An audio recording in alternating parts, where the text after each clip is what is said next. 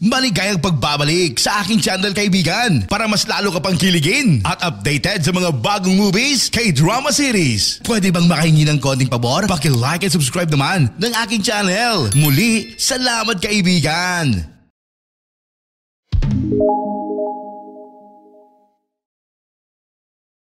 Nagsisimula ang pelikula sa mga mag-aaral sa isang kung fu school na sobrang abala sa kanilang pagsasanay.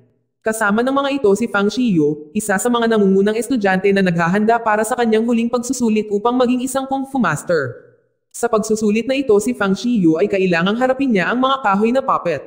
Gumamit siya ng isang pamamaraan na nagpapatigas sa kanyang katawan na parang tanso upang labanan ang pag-atake ng mga puppet. Hindi nagtagal ay natalo niya ang lahat ng mga puppet na gawa sa kahoy. Ngunit pagkatapos ay pinagsama ang mga ito sa isang napakalaking mas malakas na puppet. Bagaman siya ay nagpupumilit sa simula, nalaman niya na ang mga puppet ay kinokontrol ng mga bihasang martial artist. Sinasamantala ang pagkakataong ito na salakayin at tinalo ang higanteng puppet na gawa sa kahoy. Pagkatapos ay naging martial artist na nagbabantay sa arena. Sa kanyang pagkapanalo nagtapos siya bilang kung fu master mula sa paaralan. Pagkatapos makuha ang kanyang degree si Fang Shiyu ay nagmamadaling umuwi. Kasama ang paraan ng kanyang pagninilay-nilay sa payo ng kanyang mga guro na humihimok sa kanya na maging isang kung fu master na palaging naninindigan para sa hustisya.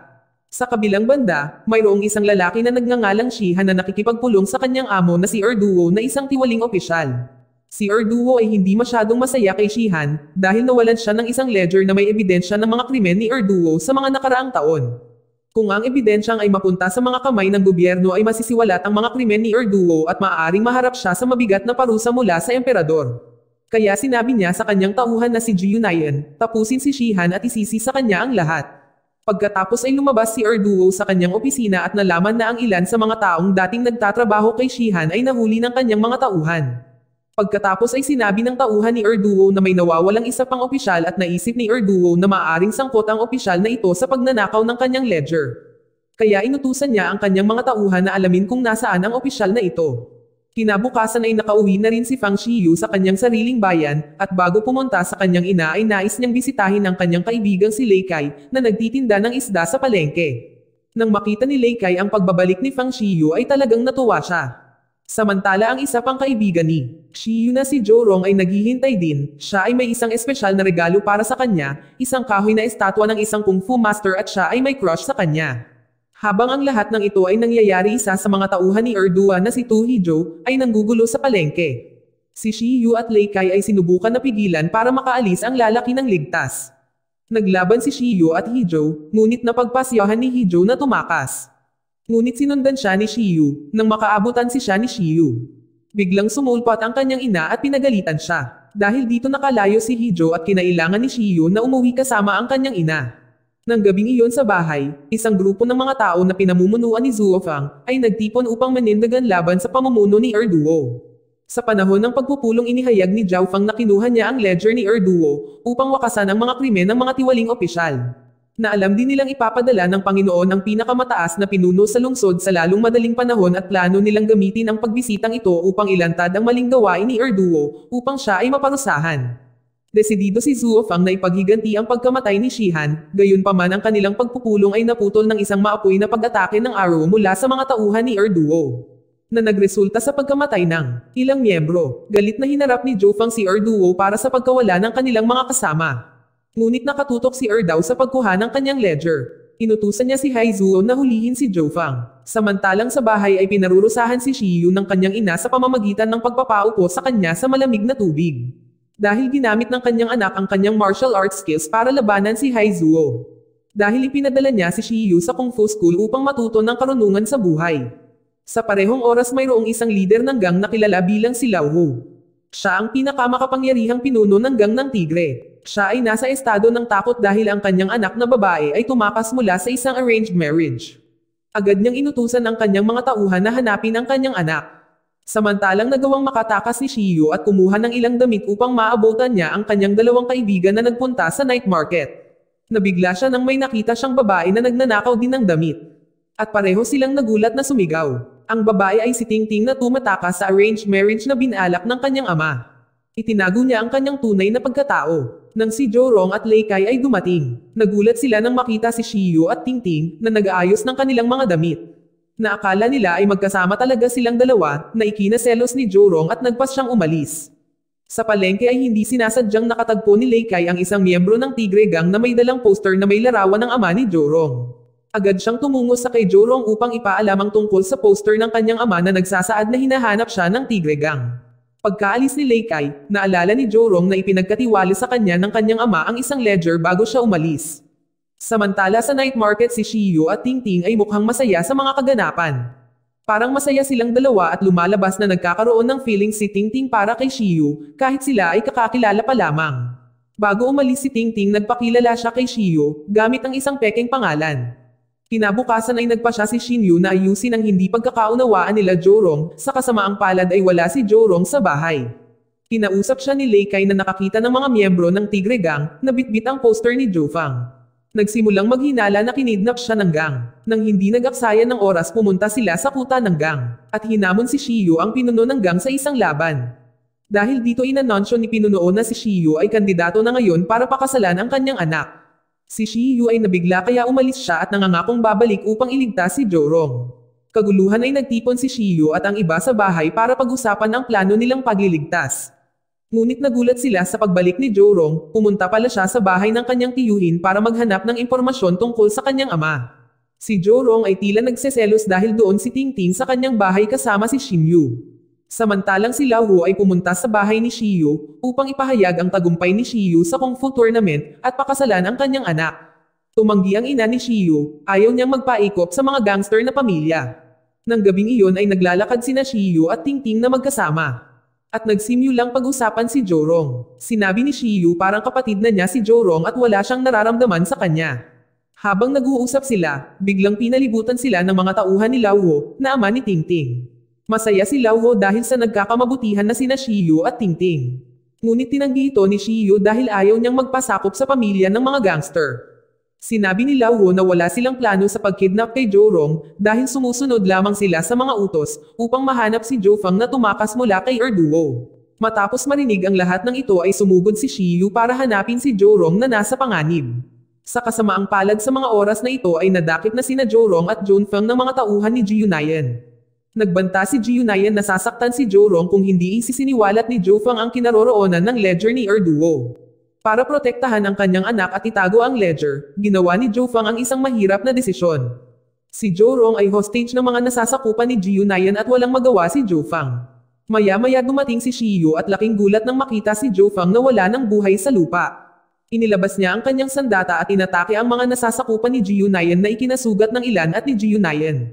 Dahil dito'y tinutok ni Jiunayan ang kanyang espada sa lalamunan ni Jorong na nagbabanta kung hindi mahanap ni Shiyu ang ledger tatapusin niya si Jorong. Pumayag si Shibyu na hanapin ang ledger lalo na't hostage si Jorong. Pagkatapos ng insidente ay nadismaya si Erduo kay Jiunayan dahil hindi niya nagawang talunin si Shiyu. Pagkatapos ay hiniling niya sa kanyang nasasakupan na si Himo na nagkataong ama ni Hizuo na tulungan si Jiunayan na alisin si Shiyu at kunin ang ledger. Mabilis na sumang-ayon si Himo sa gawain, kahit na kinasangkutan ng kanyang anak. Kinabukasan ipinadala ni Erduo ang isang sulat sa bahay ni Shiyu, na nagsasabi sa kanya na magkita at palitan ng ledger si Jorong. Sa kasamaang palad si Shiyu at ang kanyang ina hindi alam kung saan nakatago ang totoong ledger.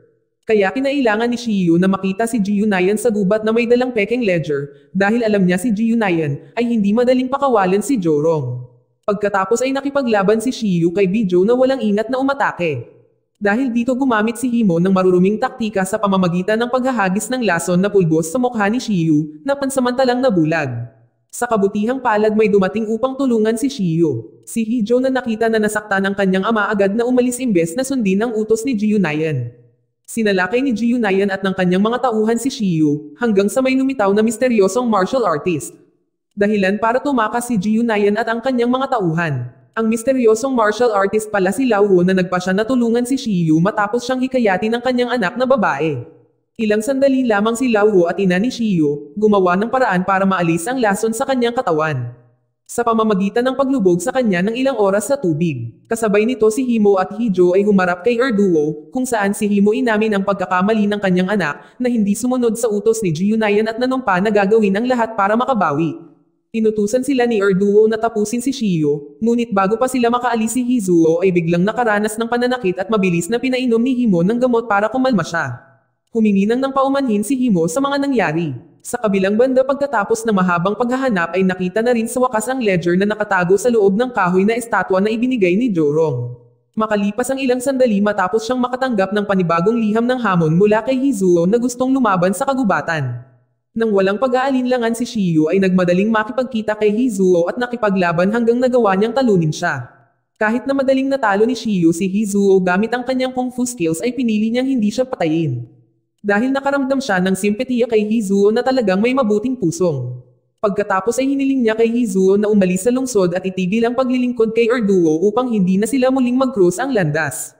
Nang marinig ang hiling ay pumayag si Hizuo at nagmamadaling umuwi upang hikayatin ang kanyang ama na umalis papuntang kanlurang rehiyon. Malungkot na, nabigla siya nang makitang si Himo ay nakahiga na walang buhay sa kama. Sa ibang pagkakataon palihim kinuha ni Leikai ang ledger at binigay sa corrupt na opisyal na si Erduo. Dahil gusto niyang iligtas si Jorong na matagal na niyang gusto. Sinubukan ni Jorong na pigilan si Leikai na wag ibigay ang ledger kay Erduo. Buti na lang dumating si Shiyu upang tulungan sila at nasecure ang ledger. Si Erduo ay nagalit talaga at nagpadala ng daan-daang tauhan para salakayin sila. Si Shiyu at ang iba pa ay sama-sama nilang tinalo ang mga tiwaling opisyal na puwersa. Ngunit nagawa ni Erduo na basagin ang tansong katawan ni Shiyu. Sa kanyang sumunod na pag-atake si Jorong ay nagsakripisyo ng sarili para protektahan si Shiyu, dahil dito nawalan siya ng buhay. Si Shiyu at ang iba ay patuloy na lumaban kay Erduo at sa kanyang mga tauhan, ngunit maging ang ina ni Shiyu at Lauhan ay nahuli ng mga tauhan ni Erduo. Habang si Leikai na walang kasanayan sa kung fu ay sinubukang labanan si Erduo at nauhi lang sa kanyang kasawian. Si Shiyu na hindi matiis ang makitang namamatay ang kanyang kasamahan ay inatake si Erduo. Biglang sumalakay si Hizuo kay Erduo upang ipaghiganti ang kanyang ama. Sa sandaling iyon ay hiniling ng ina ni Shiyu at Lauhu kay Shiyu na kunin ang ledger at tumakas. Habang si Hizuo ay tila natalo ni Erduo na pagkatapos ay inutusan ang kanyang mga nasasakupan na hanapin si Shiyu na tumakas, maging ang kanyang mga sundalo ay walang awa na humarap sa mga pamilya ni Shiyu na tumangging ihayag ang kinaroroonan ni Shiyu. Si Shiyu ay nagtatago kasama si Tingting at ang kanyang utusan na siyang nagbalita sa kanila na malapit nang patayin si Erduo at ang ina ni Shiyu at si Lauhu. Nagpasya si Shiyu na isuko ang ledger upang iligtas ang mga magulang ni Tingting at ang kanyang sarili. Sa ibang pagkakataon ang ina ni Shiyu at si Lauhu ay dinala sa execution ground at inakusahan sila ni Erduo na nakipagsabuatan sa tiwaling opisyal. Bago pa magsimula ang bitay ay nagpakita si Shiyu na hawak-hawak ang ledger at kinumbinsi ang lahat ng mamamayan na si Erduo ay sangkot sa katiwalian sa gobyerno. Sa ilang sandali matapos dalhin ni Tingting ang kanyang mga tropa ng tigre na gangster para sumali sa labanan laban sa mga tropa ni Erduo. Habang nagsisimula ang labanan si Shiyu ay sadyang dinala si Erduo sa isang storage warehouse na may mga bitag. Ginamit niya ang kawayan sa silid upang salakayin si Erduo, ngunit tila mas malakas si Erduo at nagawang makorner si Shiyu. Gayunpaman nito ay bahagi lahat ng plano ni Shiyu na akitin si Erduo sa kanyang mga bitag at kalaunan ay tinamaan si Erduo ng isang malaking piraso ng kahoy na nagpabagsak kay Erduo. Samantala, ang pinagsamang pagsisikap nila ay nagawa nilang talunin ang mga tauhan ni Erduo. Pagkatapos nito dumating na ang mga tropa ng sentral na pamahalaan. Sa sandaling iyon ay ibinigay ni Shiyu ang ledger bilang patunay sa mga corrupt na opisyal. At kalaunan ay inaresto si Erduo at tiniyak na mahaharap siya sa parusa mula sa kaharian. Dito nagtatapos ang pelikula. Salamat sa panonood kaibigan.